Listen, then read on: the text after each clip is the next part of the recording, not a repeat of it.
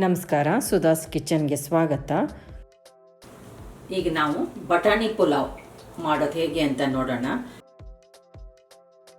ಈಗ ಬಟಾಣಿ ಸೀಸನ್ ಅಲ್ವಾ, ಈಗ ಒಳ್ಳೆ ಬಟಾಣಿ ಸಿಗುತ್ತೆ, ಹಸಿ ಬಟಾಣಿ. ಕುಕ್ಕರಿಗೆ ನಾನು 1 ಟೀ ಸ್ಪೂನಷ್ಟು ಎಣ್ಣೆ ಹಾಕಿದ್ದೀನಿ, ತುಪ್ಪ 1 ಟೀ ಸ್ಪೂನಷ್ಟು. ಇಲ್ಲಿ ಕೆಲವೊಂದು ಮಸಾಲೆ ಹಾಕೊಳ್ಳೋಣ. ಚಕ್ರ ಮೊಗ್ಗು, 1 ಏಲಕ್ಕಿ, 2 ಲವಂಗ, 1-2 ಕಾಳು ಮೆಣಸು, ಸ್ವಲ್ಪ ಚಕ್ಕೆ, ಇದು ದೊಡ್ಡ ಏಲಕ್ಕಿ. ಇದನ್ನು ಬಿಡಿಸ್ಬಿಟ್ಟು ಹಾಕ್ಕೊಳ್ಳೋಣ. ಸ್ವಲ್ಪ 1/4 ಟೀ ಸ್ಪೂನಷ್ಟು ಶಾಜೀರಿಗೆ ಇಲ್ಲ ಅಂದರೆ ಮಾಮೂಲಿ ಜೀರಿಗೆನೂ ಹಾಕ್ಕೋಬೋದು.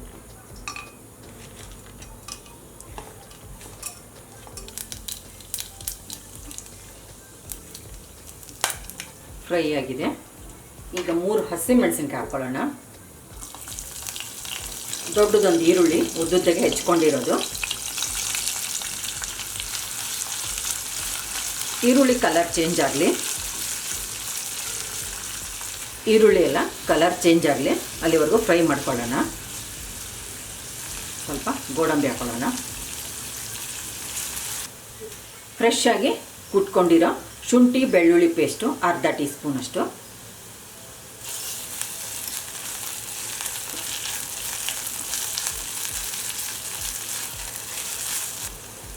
ಸ್ವಲ್ಪ ಕ್ಯಾರೆಟ್ ಹಾಕೋತಾ ಇದ್ದೀನಿ.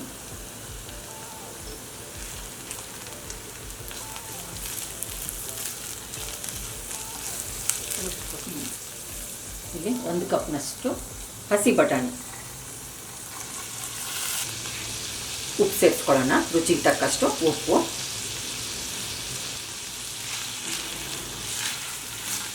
ಬೇಗ ಆಗುತ್ತೆ ಈ ಪುಲಾವು, ಜಾಸ್ತಿ ಮಸಾಲೆನೂ ಬೇಡ. ಸಿಂಪಲ್ಲಾಗಿ ಟೇಸ್ಟಿಯಾಗಿ ಬಟಾಣಿ ಪುಲಾವ್ ಮಾಡ್ಕೋಬೋದು ಇದನ್ನು. ಇಲ್ಲಿ ನಾನು 4 ಟೇಬಲ್ ಸ್ಪೂನಷ್ಟು ಕಾಯಿ ತುರಿನ 1/2 ಕಪ್ ನೀರಲ್ಲಿ ಮಿಕ್ಸಿ ಮಾಡಿ ಇಟ್ಕೊಂಡಿರೋದು. ಬರೀ ಹಾಲಷ್ಟೇ ಹಾಕ್ತಾ ಇರೋದು.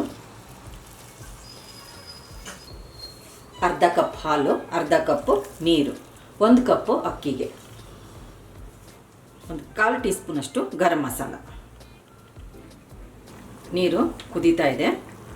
ನಾನಿಲ್ಲಿ ಬಾಸುಮತಿ ಅಕ್ಕಿನ ಅರ್ಧ ಗಂಟೆ ನೆನೆಸ್ಕೊಂಡಿರೋದು, 1 ಕಪ್ಪು ಅಕ್ಕಿ ತೊಗೊಂಡಿರೋದು, ಅದಕ್ಕೆ 1 ಕಪ್ನಷ್ಟು ನೀರು ಹಾಕ್ಕೊಂಡಿದ್ದೀನಿ. ಊಟದಕ್ಕಿ ಆದರೆ ಇನ್ನೊಂದು 1/2 ಕಪ್ನಷ್ಟು ನೀರು ಸೇರಿಸ್ಕೋಬೋದು. ಒಂದ್ಸರಿ ಮಿಕ್ಸ್ ಮಾಡ್ಕೊಳ್ಳೋಣ.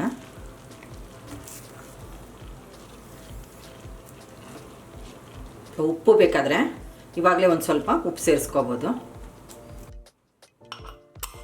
ಮೀಡಿಯಂ ಫ್ಲೇಮಲ್ಲಿ 1 ವಿಸಲು ಕೂಗಿಸ್ಕೊಳ್ಳೋಣ.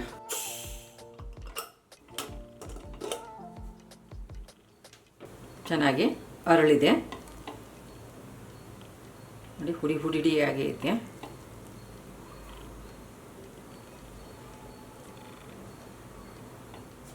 ಸರ್ವ್ ಮಾಡುವಾಗ 1/2 ನಿಂಬೆ ರಸ ಹಿಂಡ್ಕೊಳ್ಳೋಣ. ನಾನಿಲ್ಲಿ ಟೊಮೆಟೊದು ಏನು ಬಳಸಿಲ್ವಲ್ಲ, ನಿಂಬೆ ರಸ ಹಾಕೋದ್ರಿಂದ ಪುಲಾವ್ ಟೇಸ್ಟು ತುಂಬ ಚೆನ್ನಾಗಿರುತ್ತೆ. ಸ್ವಲ್ಪ ಕೊತ್ತಂಬರಿ ಸೊಪ್ಪು, ನಿಧಾನಕ್ಕೆ ಹೀಗೆ ಮಿಕ್ಸ್ ಮಾಡ್ಕೊಂಡ್ಬಿಡೋಣ. ಹುಡಿಯಾಗಿ ಎಷ್ಟು ಚೆನ್ನಾಗಾಗಿದೆ ನೋಡಿ. ಅಕ್ಕಿ ಬಿಡಿಯಾಗಿ ಚೆನ್ನಾಗಿ ಬೆಂದಿದೆ.